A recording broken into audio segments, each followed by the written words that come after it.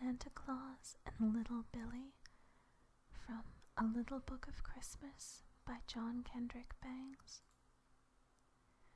He was only a little bit of a chap, and so when for the first time in his life he came into close contact with the endless current of human things, it was as hard for him to stay put as for some wayward little atom of flotsam and jetsam to keep from tossing about in the surging tides of the sea. His mother had left him there in the big toy shop, with instructions not to move until she came back, while she went off to do some mysterious errand. She thought, no doubt, that with so many beautiful things on every side to delight his eye and hold his attention, strict obedience to her commands would not be hard. But alas, the good lady reckoned not upon the magnetic power of attraction of all those lovely objects in detail. She saw them only as a mass of wonders which, in all probability, would so dazzle his vision as to leave him incapable of movement. But little Billee was not so indifferent as all that. When a phonograph at the other end of the shop began to rattle off melodious tunes and funny jokes, in spite of the instructions he had received, off he pattered as fast as his little legs would carry him to investigate. After that, forgetful of everything else, finding himself caught in the constantly moving stream of Christmas shoppers, he was borne along in the resistless current until he found himself at last out upon the street, alone, free, and independent. It was great fun at first. By and by, however, the afternoon waned. The sun, as if anxious to hurry along the dawn of Christmas Day, sank early to bed, and the electric lights along the darkening highway began to pop out here and there, like so many merry stars come down to earth to celebrate the gladdest time of all the year. Little Billee began to grow tired, and when he thought of his mamma and tried to find the shop where he had promised to remain quiet until her return, up and down the street he wandered until his little legs grew weary, but there was no sign of the shop, nor of the beloved face he was seeking. Once again, and yet once again after that, did the little fellow traverse that crowded highway, his tears getting harder and harder to keep back, and then, joy of joys, whom should he see walking slowly down the sidewalk but Santa Claus himself? The saint was strangely decorated with two queer-looking boards, with big red letters on them, hung over his back and chest, but there was still that same kindly grey-bearded face, the red cloak with the fur trimmings, and the same dear old cap that the children's friend had always worn in the pictures of him that little Billee had seen. With a glad cry of happiness, little Billee ran to meet the old fellow, and put his hand gently into that of the saint. He thought it very strange that Santa Claus's hand should be so red and cold and rough, and so chapped, but he was not in any mood to be critical. He had been face to face with a very disagreeable situation. Then, when things had seemed blackest to him, everything had come right again, and he was too glad to take more than passing notice of anything strange and odd. Santa Claus, of course, would recognize him at once, and would know just how to take him back to his mamma at home, wherever that might be.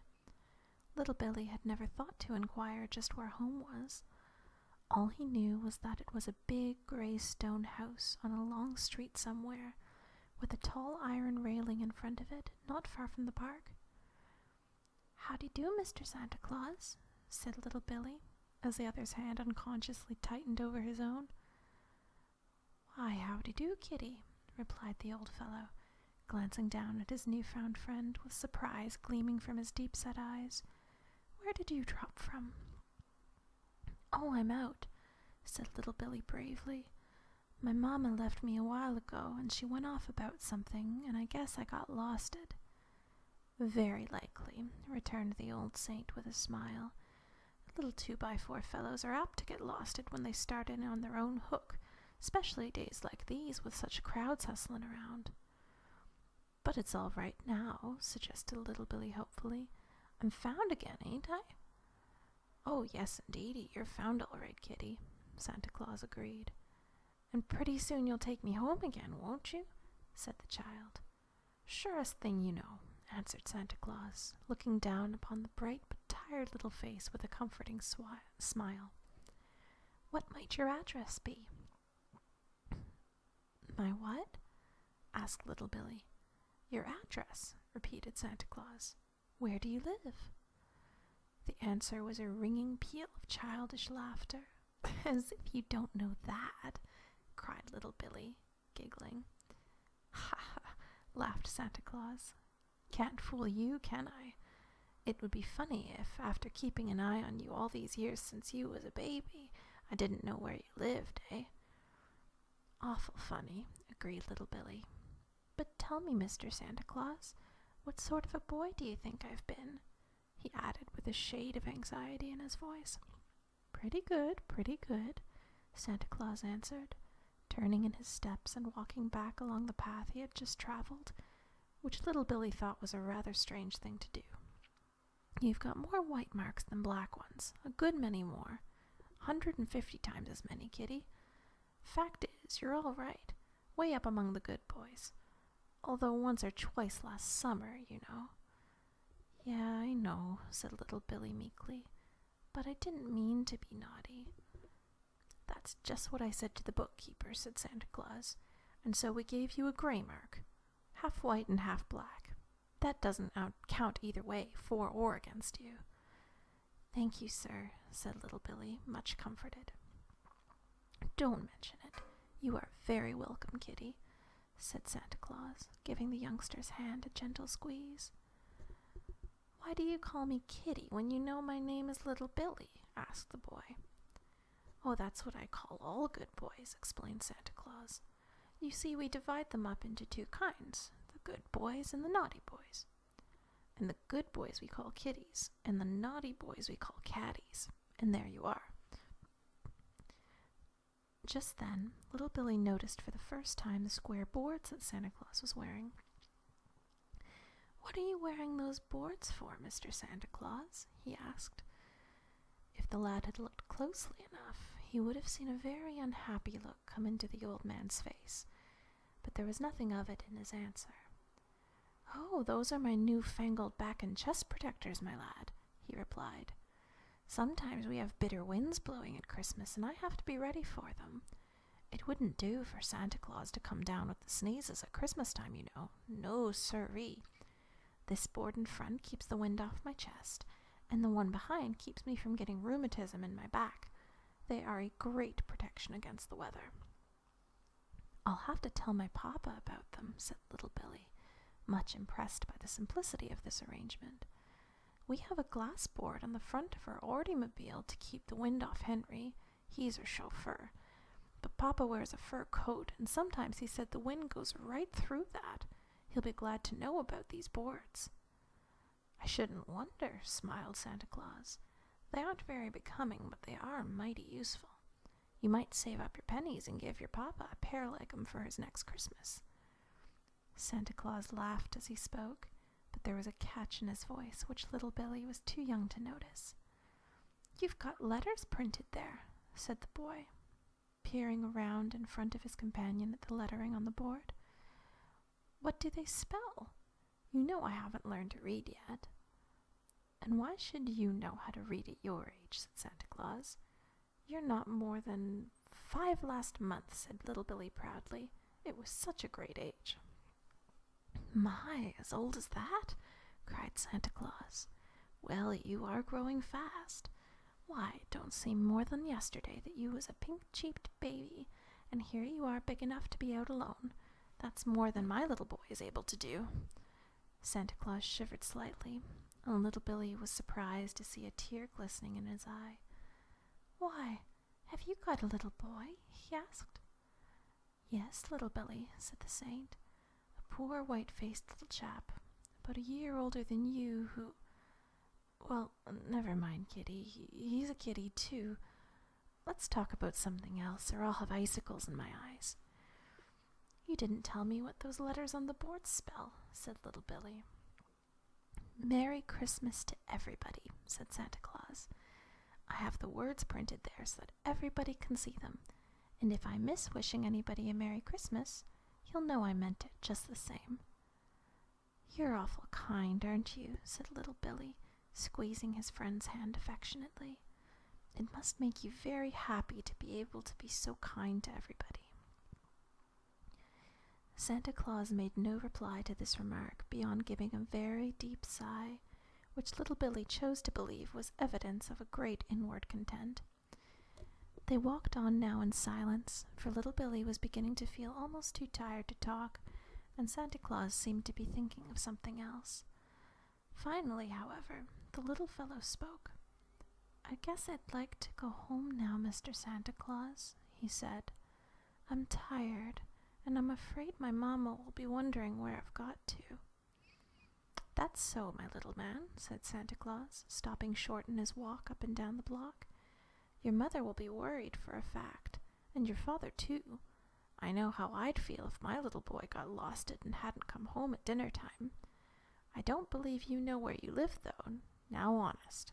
Come, fess up, Billee. You don't know where you live, do you?" "Why, yes, I do," said little Billee. "It's in the big gray stone house with the iron fence in front of it, near the park." "Oh, that's easy enough," laughed Santa Claus nervously.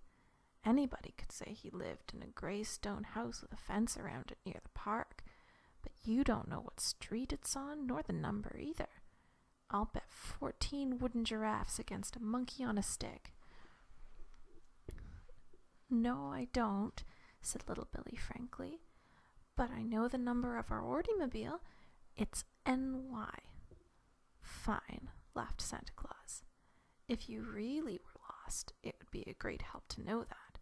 But not being lost as you ain't, why, of course we can get along without it. It's queer that you don't know your last name, though." "I do too know my last name," blurted little Billee. "It's Billee. That's the last one they gave me, anyhow." Santa Claus reflected for a moment, eyeing the child anxiously. "I don't believe you even know your papa's name," he said. "Yes, I do," said little Billee indignantly. "His name is Mr. Harrison." "Well, you are a smart little chap," cried Santa Claus gleefully. "You got it right the very first time, didn't you? I really didn't think you knew. But I don't believe you know where your papa keeps his bake shop, where he makes all those nice cakes and cookies you eat." Billee began to laugh again. "You can't fool me, Mr. Santa Claus," he said. "I know my papa don't keep a bake shop just as well as you do. My papa owns a bank." "Splendid. Made of tin, I suppose, with a nice little hole at the top to drop pennies into," said Santa Claus. "No, it ain't either," retorted little Billee. "It's made of stone and has more than 1,000,000 windows in it. I went down there with my mamma to Papa's office the other day, so I guess I ought to know."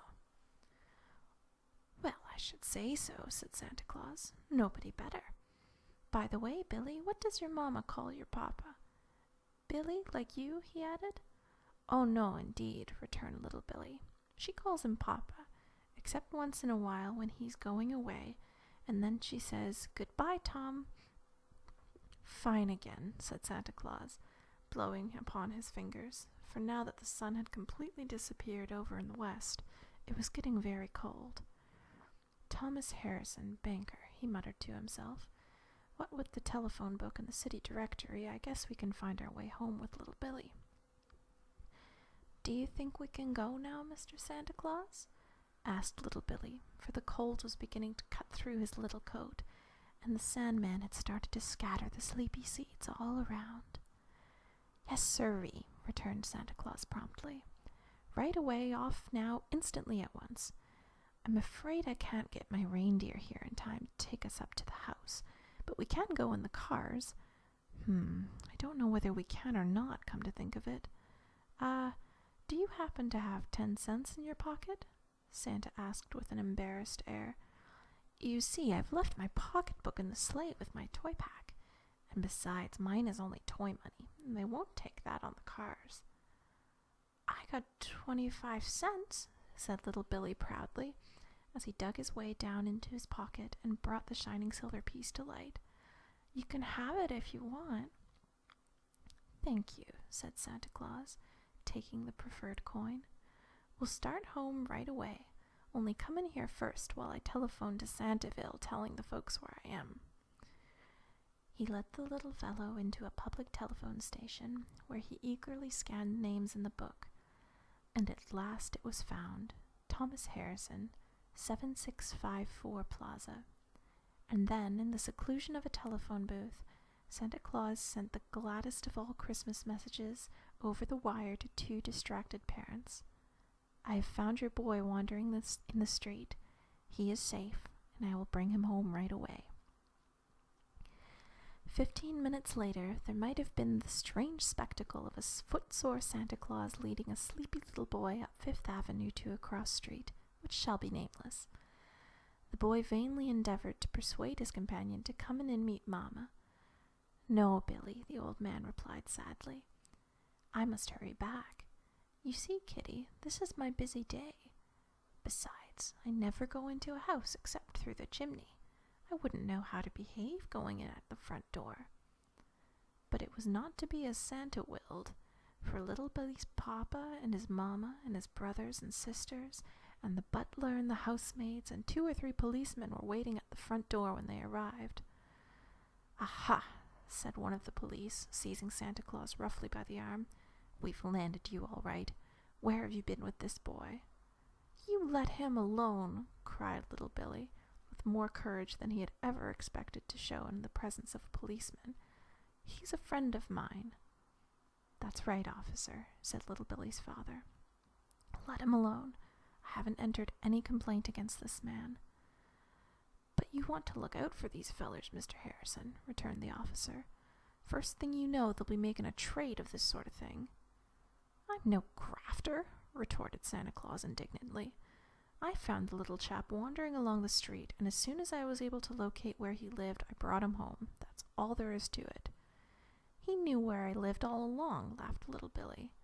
"Only he pretended he didn't, just to see if I knew."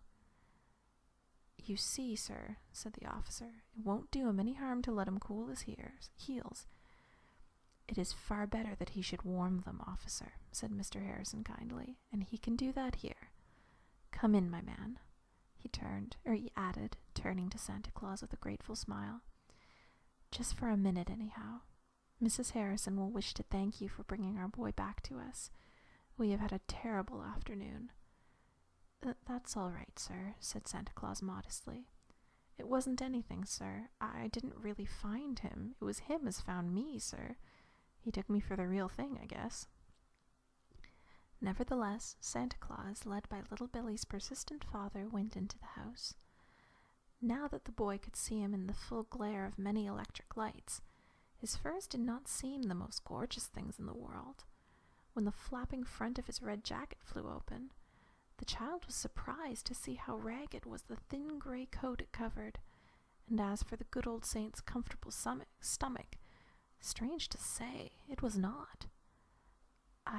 I wish you all a Merry Christmas," faltered Santa Claus, "but I really must be going, sir." "Nonsense," cried Mr. Harrison. "Not until you've got rid of this chill, and—" "I can't stay, sir," said Santa. "I'll lose my job if I do." "Well, what if you do? I'll give you a better one," said the banker. I can't, faltered the man. I've got a little Billy of my own at home waiting for me, sir. If I hadn't," he added fiercely, "do you suppose I'd be doing this?" He pointed at the painted boards and shuddered. "It's him as has kept me from the river," he muttered hoarsely. And then this dispenser of happiness to so many millions of people all over the world sank into a chair and, covering his face with his hands, wept like a child. "I guess Santa Claus is tired, Papa," said little Billy, snuggling up closely to the old fellow and taking hold of his hand sympathetically. "He's been walking a lot today." "Yes, my son," said Mr. Harrison gravely. "These are very busy times for Santa Claus, and I guess that, as he still has a hard night ahead of him, James had better ring up Henry and tell him to bring the car around right away so that we may take him back to his little boy. We'll have to lend him a fur coat to keep the wind off, too, for it is a bitter night." "Oh," said little Billee, "I haven't told you about these boards he wears. He has them to keep the wind off, and they're fine, Papa." Little Billee pointed to the 2 signboards which Santa Claus had leaned against the wall. "He says he uses them on cold nights," the lad went on. "They have writing on 'em, too. Do you know what it says?" "Yes," said Mr. Harrison, glancing at the boards. "It says, 'If you want a good Christmas dinner for a quarter, go to Smithers Cafe.'" Little Billee roared with laughter. "Papa's trying to fool me, just as you did when you pretended not to know where I lived, Santa Claus," he said, looking up into the old fellow's face, his own countenance brimming over with mirth. "You mustn't think he can read, though," the lad added hastily. "He's only joking." "Oh, no, indeed, I shouldn't have thought that," replied Santa Claus, smiling through his tears. "I've been joking, have I?" said little Billee's papa. "Well then, Mr. Billiam, suppose you inform me what it says on those boards." "Merry Christmas to everybody," said little Billee proudly. "I couldn't read it myself, but he told me what it said. He has it printed there so that if he misses saying it to anybody, they'll know he means it just the same." "By Jove, Mr. Santa Claus," cried little Billee's papa, grasping the old man warmly by the hand, "I owe you 10,000,000 apologies. I haven't believed in you for many a long year, but now, sir, I take it all back. You do exist, and by the great horn spoon, you are the real thing." Little Billee had the satisfaction of acting as host to Santa Claus at a good, luscious dinner, which Santa Claus must have enjoyed very much, because, when explaining why he was so hungry, it came out that the poor old chap had been so busy all day that he had not had time to get any lunch. No, not even one of those good dinners at Smithers Cafe, to which little Billee's father had jokingly referred. And after dinner, Henry came with the automobile, and bidding everybody good night, Santa Claus and little Billee's papa went out of the house together. Christmas morning dawned, and little Billee awoke from wonderful dreams of rich gifts and of extraordinary adventures with his new-found friend, to find the reality quite as splendid as the dream things. Later, what was a delight when a small boy, not much older than himself, a pale, thin, but playful little fellow, arrived at the house to spend the day with him, bringing with him a letter from Santa Claus himself. This is what the letter said. "Dear little Billee, you must not tell anybody except your papa and your mamma, but the little boy who brings you this letter is my little boy, and I'm going to let you have him for a playfellow for Christmas Day. Treat him kindly for his papa's sake, and if you think his papa is worth loving, tell him so. Do not forget me, little Billee. I shall see you often in the future, but I doubt if you will see me. I'm not going to return to 23rd Street again, but shall continue my work in the land of Yule, in the Palace of Goodwill, whose beautiful windows look out upon the homes of all good children. Goodbye, little Billee, and the happiest of happy Christmases to you and all of yours. Affectionately, Santa Claus." When little Billee's mamma read this to him that Christmas morning, a stray little tear ran down her cheek and fell upon little Billee's hand. "Why, what are you crying for, mamma?" he asked. "With happiness, my dear little son," his mother answered. "I was afraid yesterday that I might have lost my little boy forever, but now—" "You have an extra one thrown in for Christmas, haven't you?" said little Billee, taking his new playmate by the hand. The visitor smiled back at him with a smile so sweet that anybody might have guessed that he was the son of Santa Claus. As for the latter, little Billee has not seen him again, but down at his father's bank there is a new messenger named John, who has a voice so like Santa Claus's voice that whenever little Billee goes down there in the motor to ride home at night with his papa, he runs into the bank and has a long talk with him, just for the pleasure of pretending that it is Santa Claus he's talking to. Indeed, the voice is so like that once a sudden and strange idea flashed across little Billee's mind. "Have you ever been on 23rd Street, John?" he asked. 23rd Street?" replied the messenger, scratching his head as if very much puzzled. "What's that?" Why, it's a street, said little Billy, rather vaguely. Well, to tell you the truth, Billy, said John, I've heard tell of 23rd Street, and they say it is a very beautiful and interesting spot. But you know I don't get much chance to travel. I've been too busy all my life to go abroad. Abroad? Roared little Billy, grinning at John's utterly absurd mistake. Why, 23rd Street isn't abroad. It's uptown, near 22nd Street. Really? Returned John, evidently tremendously surprised. Well, who'd have thought that? Well, if that's the case, sometime when I get a week off, I'll have to go and spend my vacation there. From which little Billy concluded that his suspicion that John might be Santa Claus in disguise was entirely without foundation in fact.